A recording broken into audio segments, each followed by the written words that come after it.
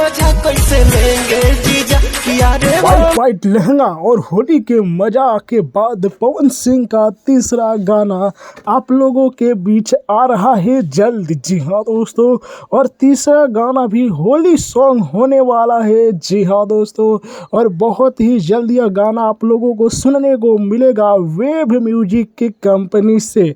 जी हाँ दोस्तों, और इसके बाद पवन सिंह और भोजपुरी की एक जानी मानी सुपरस्टार गायिका शिल्पी राज के साथ भी लोकगीत आने वाला है। जी हाँ दोस्तों, इस बात की जानकारी जो कि दिए है शिल्पी राज खुद अपने फेसबुक आईडी के माध्यम से। और जी हाँ दोस्तों, और बीजे चौहान ने भी इस बात की जानकारी दिए है।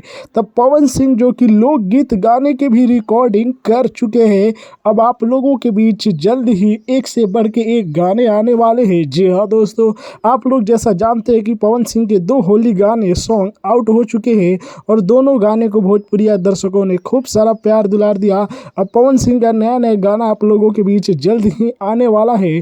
तो आप लोगों को क्या लगता है कि पवन सिंह और शिल्पी राज की आवाज़ में एक साथ जो गाना आएगा एक दिन में कितना मिलियन व्यूज प्राप्त करेगा? अपनी राय कमेंट में हमें ज़रूर बताइए। जय हिंद।